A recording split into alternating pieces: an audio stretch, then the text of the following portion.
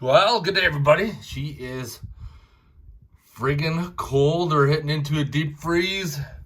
Minus 26 today. All next week supposed to hit down to lows of minus 35, etc. She is not gonna be pretty, but I need to head her outside, finish assembling the Jeep, and get that done. My balls just haven't dropped enough to head her outside yet. Domgats on the other side is hiding underneath the table on the chair, right, Doms? Is that your favorite spot? Is it? And are you giving me the evil eyes? And are you looking out the window? Are you? Are you looking to see how cold it is? You haven't gone outside in over a month because you don't like the cold. And I don't blame you. Doms, I hate to do this, but the Jeep's not gonna finish itself. I know it's almost minus 30 and there's nothing else better to do but to lay on the couch and cuddle, but I need to get the Jeep done, buds. We can cuddle tonight. I know, I gotta get up.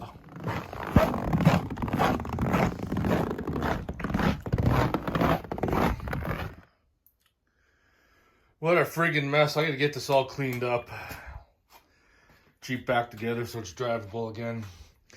And then I gotta start working really hard on this axle so I get rid of all these boxes of parts that are taking up space. And then I gotta start working on that Cummins engine so I could find a use for it. So I could free up some more space in the garage. It's definitely hard to be motivated when it's freaking cold out. And I forgot my safety glasses. I have to venture back outside. Next thing I need, Loctite. This is highly debatable. I put my drive shafts in with blue. Could use red, but red is permanent. Blue is not. Braved the cold. Got my safety glasses. Let's get this done. Interesting. That's the valve seal on the generator. It's not too bad on the floor, despite being how cold it is. Managed to keep the garage at a constant temperature this year, so transfer case is in neutral. Slide up and around. Try to get this in position. Get her back in place.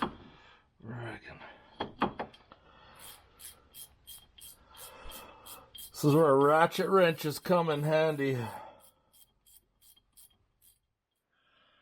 Alright, drive shafts back in place, Loctite it in, get closer to taking her up for a rip. Before I can do anything, I need to bleed the brakes. Moving along, big ugly belly pan is on. Got my vacuum pump, gonna start vacuum bleeding the brakes, starting off from the furthest one away from the master cylinder, working my way forward, only to do this again in a few months. Pulling about 5 inches of vacuum, starting to see the brake fluid come down now, which is a good sign.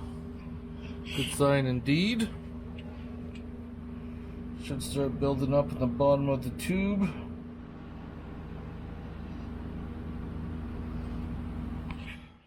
So if there's any word of advice I can give you when working on brake bleeder screws is always use the box end. Don't use the open end. There's a good possibility that you will strip it. In this case, I like to bust it free with a socket, but because the brake line's pretty close, you can't. So busted her free. Get my brake bleeder attachment on there, crank it open,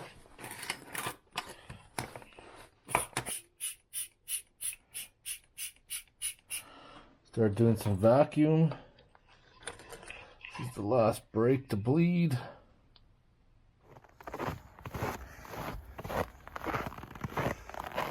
She's a frigid day today, minus 27. Just clean the snow away from the back of the garage. Well, it's a moment of truth. Time to take the Jeep out and see if all that hard work is paid off, or for going down the rabbit hole once again. I almost forgot to torque down my rear tires because I had that rear axle out and fitting up. Make sure that the tailgate is done up. Everything is, I gotta clean this up as soon as I get back from my joyride so I can move around in my garage. Jesus. It's a struggle working in here.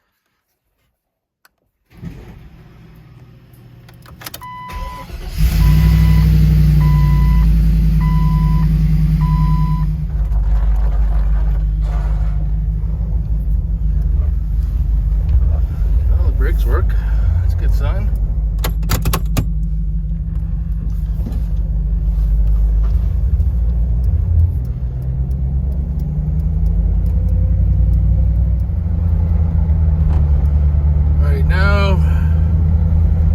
Drive.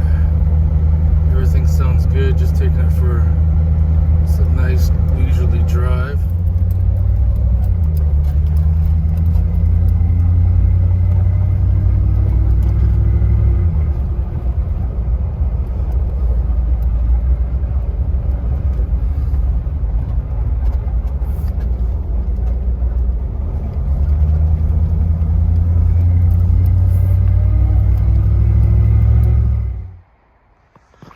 I just got back from my trip.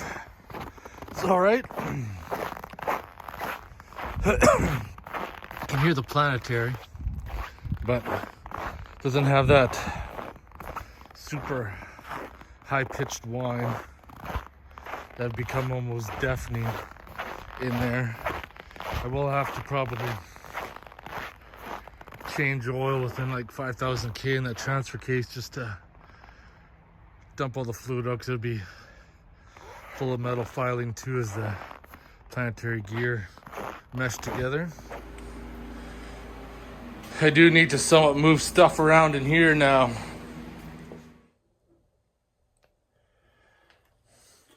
Well, in true bullshit corner fashion, the shit show is not over yet.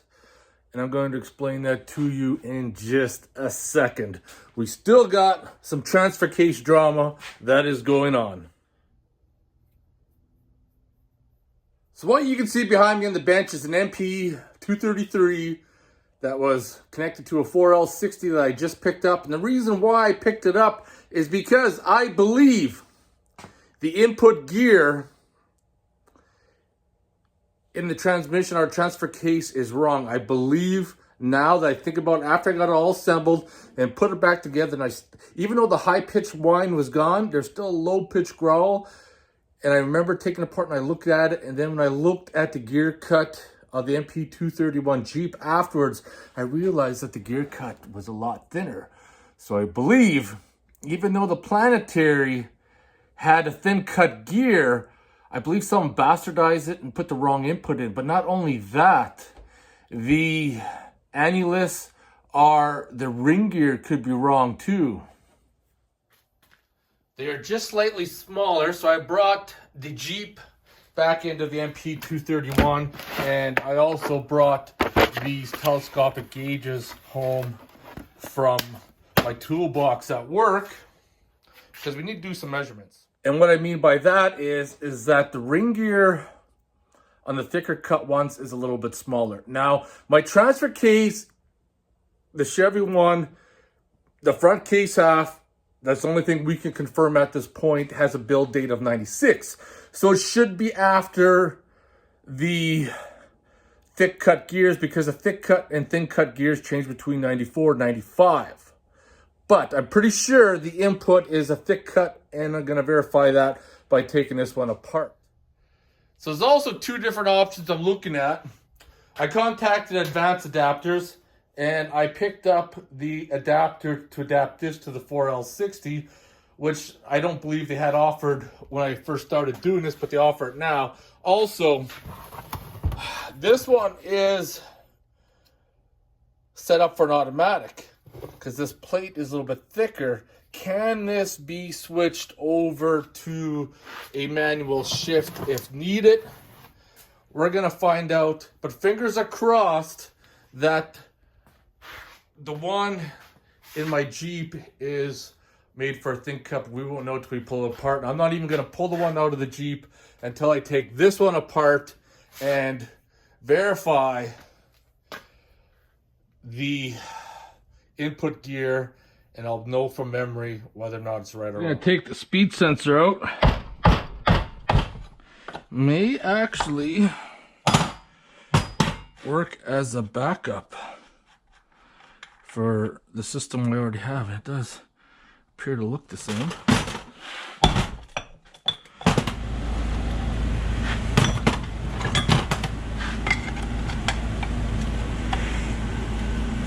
Oh, there we go. Broke the seal. Bearing should just slide out.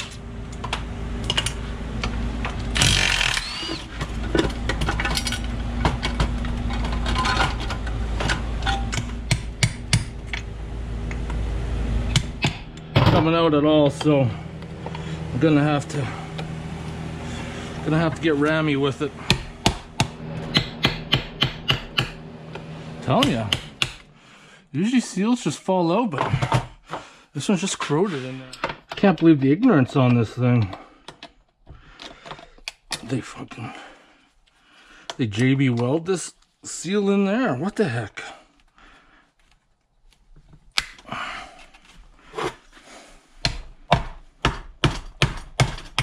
There we go. Had to put a pair of pliers on for grip, and then we yank her out. We'll pull this out.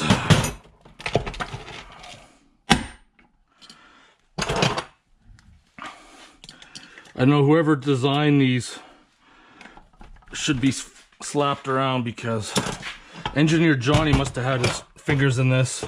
It is the dumbest setup ever. Why couldn't you just use a regular style, couple holes, get in there, yard it out? The setup is shit. It is shit.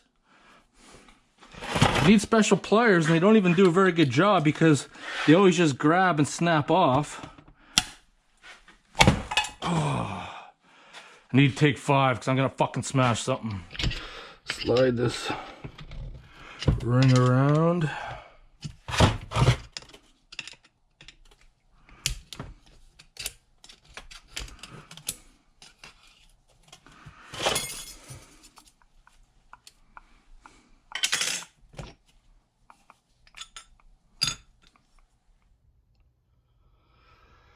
So I got the Jeep one pulled out. I'm not gonna painfully film taking this apart. I just need to get it down to where I need to be, and then we can do the inspection, match up with that gear. So let's get started. I thought this is 96, but it's a 95. So we're gonna figure out once and for all what the heck the madness is. Fast forward a little bit. We got transfer cases piled up, and now it's the moment of truth. This here right here, this is the one I pulled out. Thick tooth cut, thin tooth cut. So why did this transfer case have a thick tooth cut and a thin tooth planetary? So what I did is I set this telescopic gauge to 5.596, and it fits in there all right.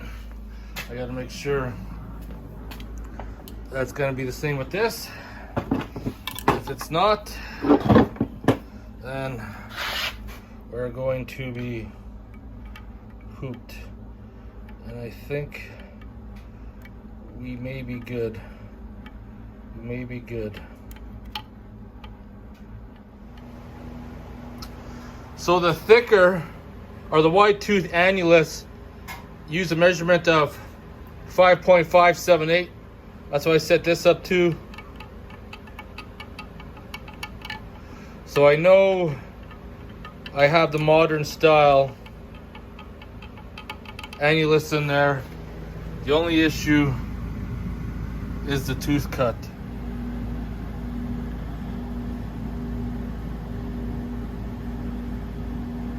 So there you have it. So now, this is the one that's supposed to be in there. see. Smooth, thick gear, tooth one. Same thing. It's crazy, except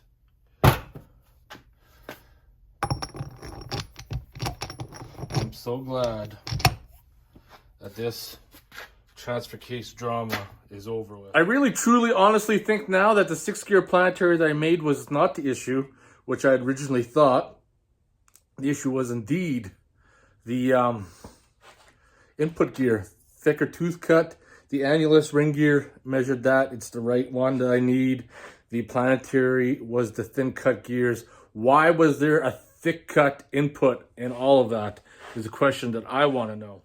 The other question people might want to know is, this is the original Jeep factory output. Remember that shim? The last video I made, you can clearly see the splines go down way further. And you can see that the output shaft that I got indeed should have had a thicker bearing. So that ultimately, on my behalf, kind of sucks, but it works. It's been minus 30 weather for the past week. I don't drive the car when it gets that cold. The diesel just does not like it, and there's no plugins that work. So I just got the battery charger on it now, because a week of sitting, all the electronics in the car like to not kill the battery, but drain it down. So I'm gonna plug it in and fire it up later.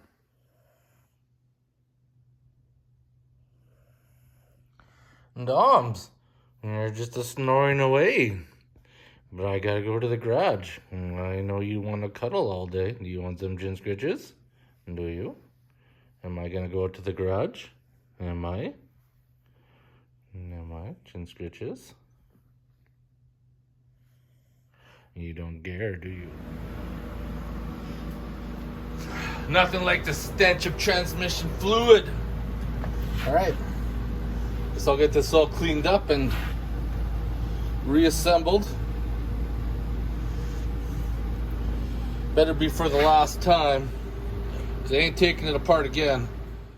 So now everything's back together. I didn't want to waste your time on doing the reassembly of it, because we've already had it apart a few times.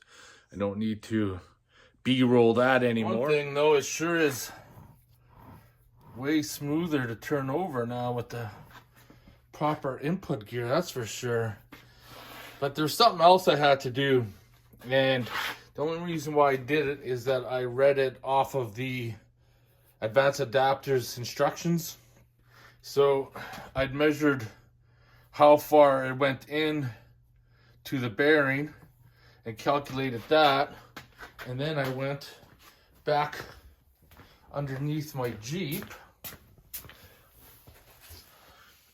and what I had to do is I had to grind down the output shaft of the transmission, because the difference with the straight edge across here, measured that because it does have some in and out play, and then measured against the transmission, it was pretty much tail shaft was pushing into the bearing inside the input gear.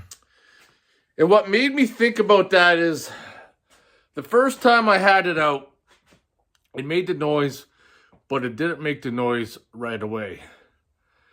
It almost as if the transfer case had to get heated up to make the noise.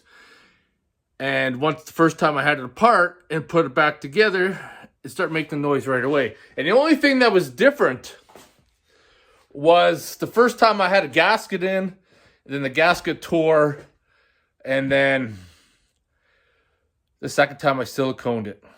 So the theory is that it was the gasket kind of took up that space, and then once everything got hot and coefficient of thermal expansion, then bring metal on metal. So now that the tail shaft, because the advanced adapters instructions, if you person would have bought the actual kit and not Frankenstein it like I did, it said if your tail shaft is X number of measurement long, you have to cut it down. So I cut it down. I didn't cut it down. I grinded it down approximately about 1/8 of an inch.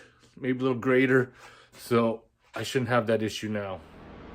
All right, what I'm going to show you guys here is that when I put the belly pan and everything back up, what I find is a lifesaver, because the belly pan weighs like 1,000,000 pounds, is this motorcycle ATV jack has been a lifesaver. When I lowered it down, I just lowered down there, dropped it down, pushed it pretty much underneath the front diff, gave me all the room I needed to work. Everything's back assembled. I'm going to let the Loctite harden up before I take it out and drive it, so I'm going to let it sit for today, and we're going to take it out tomorrow for a spin, and hopefully I should notice a big difference. Fingers crossed that there's going to be no more issues. Ooh, she's cold. Oh, the block heater works good.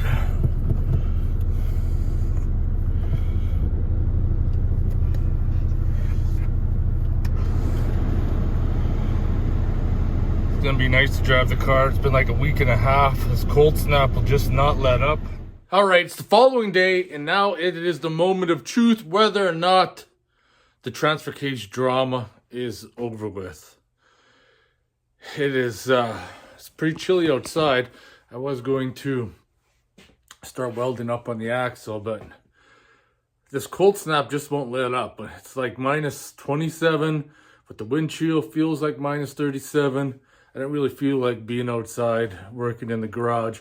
Normally in Calgary, we get a cold snap, but it'll last like a few days and it disappears.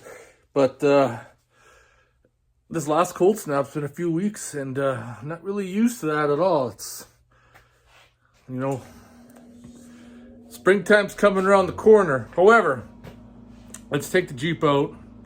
Hopefully the transfer case drama is fixed, and so that we can end this video and set up for start building the axle. All right, just going for a rip in the residential area.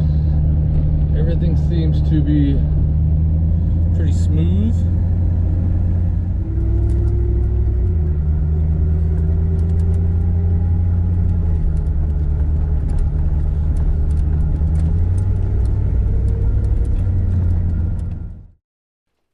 I just want to take a moment to thank the people who have supported me on Patreon. Thank you very much. All right, it's motherfucking beer time. Did I get the result I wanted? Absolutely not.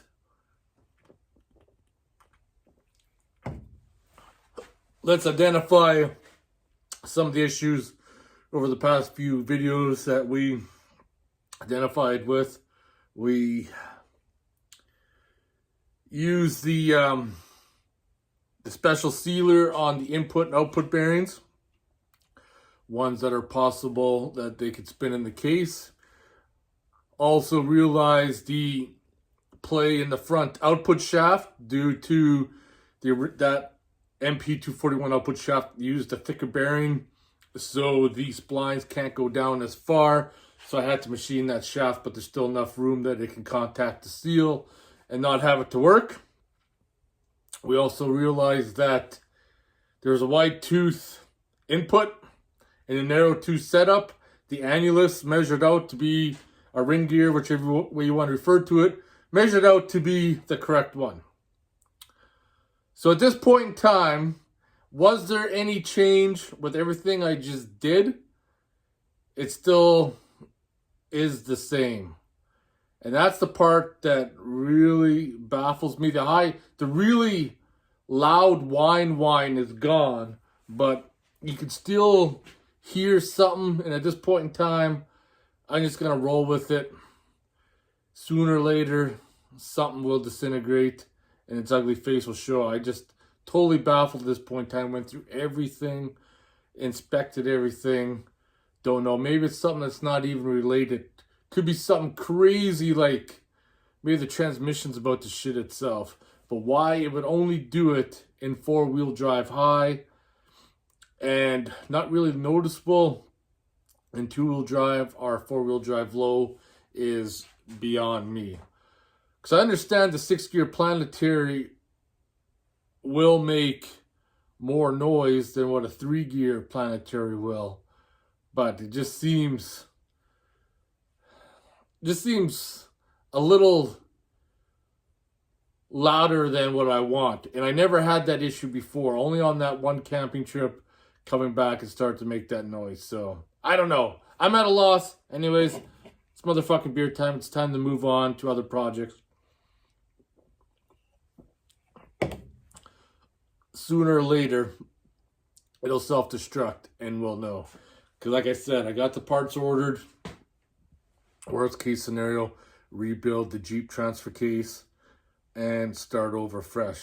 Anyways, if you have any questions or comments, post them below. And I'll thank you guys for watching.